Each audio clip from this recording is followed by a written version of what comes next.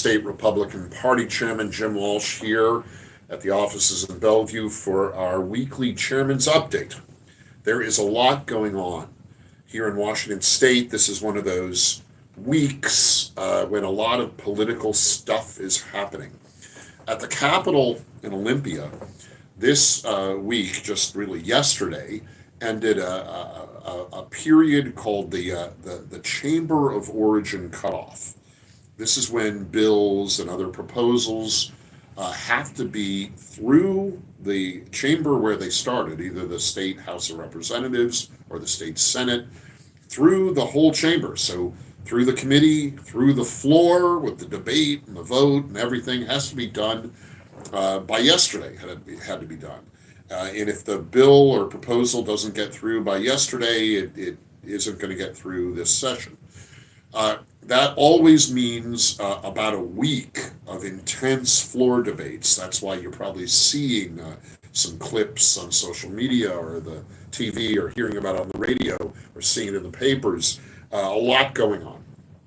And what we do as Republicans in this state, where we are in the minority politically in the legislature and in the executive branch of the state government, is we play a lot of defense.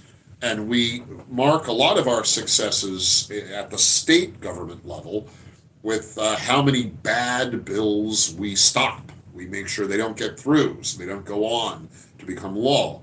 And as happens almost every session, at least recently, we did a lot of that. This week, during the Chamber of Origin cutoff period, we stopped a number of bad bills, bad tax policy, bad public policy, bad law. Some of the examples of bills we stopped include a so-called bottle bill that was going to do one of those 10-cent a bottle or can deposits with refunds, a mess of a bill. The progressive left and a lot of the green people love that one, but we stopped that. That's not going to be law, at least not anytime soon.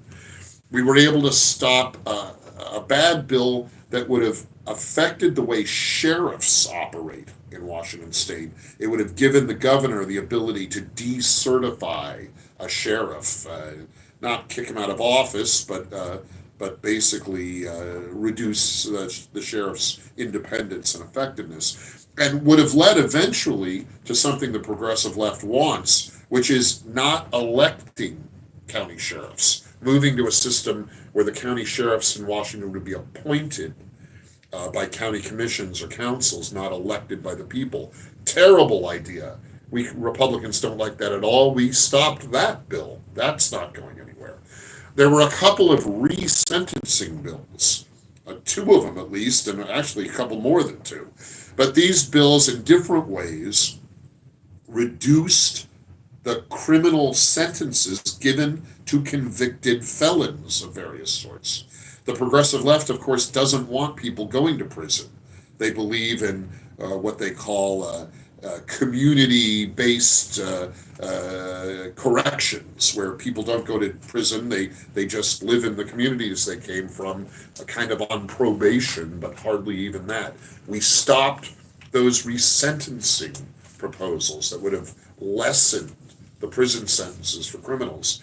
And there were others too. We stopped at least several of the bad anti-gun bills. One was a ridiculous safe storage bill that would have required, if you have a gun, if you own firearms, you would have to store them in a certain way. Some of that's already law in our state.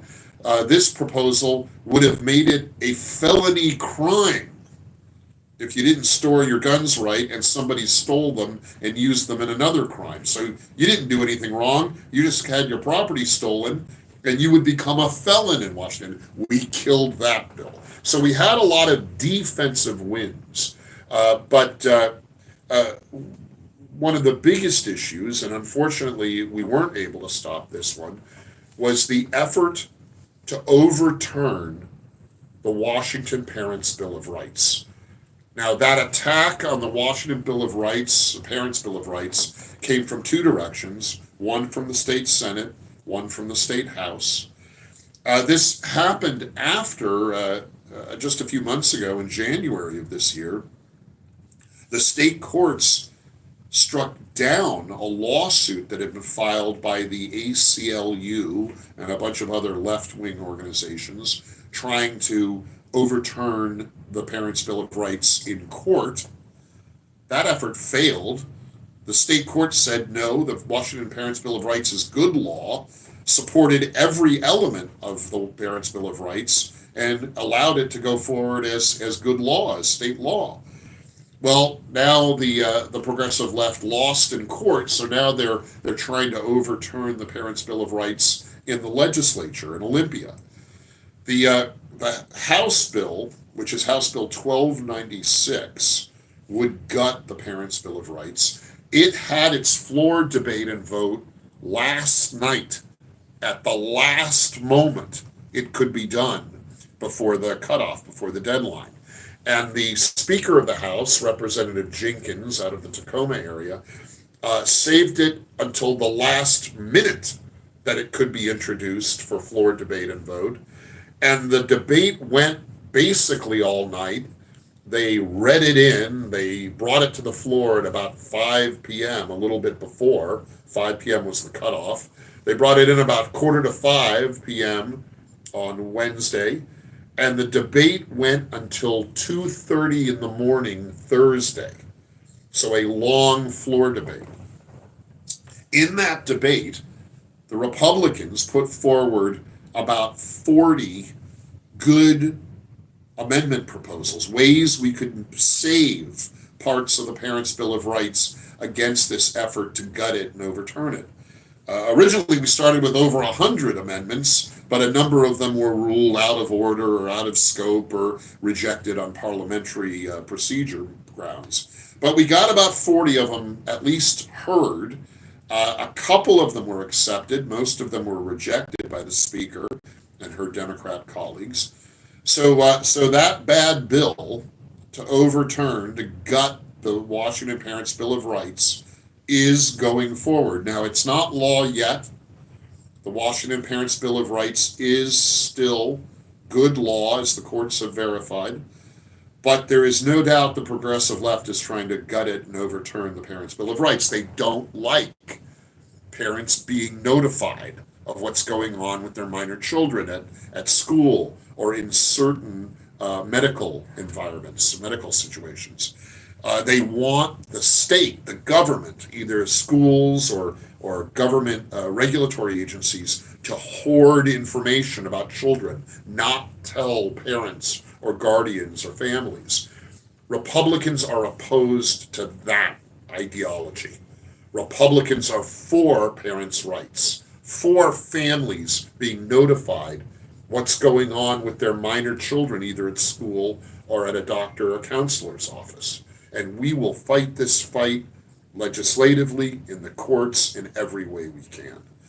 Last night, during this heated, long floor debate on the effort to repeal and really gut the Parents' Bill of Rights, we heard ridiculous arguments from the progressive left that they're sick of hearing about parents' rights and parents' access, that teachers and government employees are the real caregivers of minor children, that laws defending parents' rights are confusing. All lies. Teachers and government bureaucrats, while well-meaning and intending to help, are not the primary stakeholders in raising children. Families are, parents are, grandparents are. There's nothing confusing about the Washington Parents' Bill of Rights. In fact, it clarifies state law about what families can know and when they can know it. It is ridiculous that some people on the progressive left have said, for example, that if a child is sexually assaulted at school or in the medical environment, that the parents and families wouldn't be notified for several days or maybe ever. That's ridiculous. Washington State Republican Party will not tolerate that kind of interference between children and their families. How do we fix these problems? And we'll fight with parliamentary procedure to keep these attempts to gut the Parents' Bill of Rights from getting to the governor's desk. But ultimately, how do we prevent this from happening? How do we defend the Parents' Bill of Rights and families and kids? We need better election integrity in our elections in Washington. And toward that end, I've written a House Joint Memorial, basically a resolution, calling on the Trump administration, the Department of Justice, and the FBI, if the Department of Justice decides that's the right agency, to investigate Washington state elections, particularly the Washington state automatic voter registration program, sometimes known as the motor voter law. This is the program by which people are automatically registered to vote in Washington when they get a driver's license or a government ID card or certain state government benefits. This is a dangerous program. It is not well run and implemented. There are no checks and balances and no due diligence that the people being automatically registered to vote are in fact citizens, are in fact legal voters when they're registered to vote. Other states have motor voter type policies, but they put in place due diligence. They put in place practices to make sure that a person has to be a citizen and a valid voter before they get registered automatically. In Washington state, we don't do any of that. This is a problem. And generally speaking, we need to do a better job of managing our voter databases, those lists of registered voters that each of the 39 counties keeps and uses to mail out ballots during elections. We need to clean up those voter databases better. And I believe that calling on the federal administration, the Trump administration, to come and help us investigate, audit, review how our elections are run, how this motor voter law is implemented, will help us clean up our act with our elections here in Washington state. And I believe that will help us elect better officials, and I believe that will help us have better law and budgets and policy. These issues are all interconnected, and we at the Washington State Republican Party are fighting on every front to bring the issues together and resolve them to better outcomes, better results for everyone. People, families, kids, everyone in Washington State. That's what happened this week.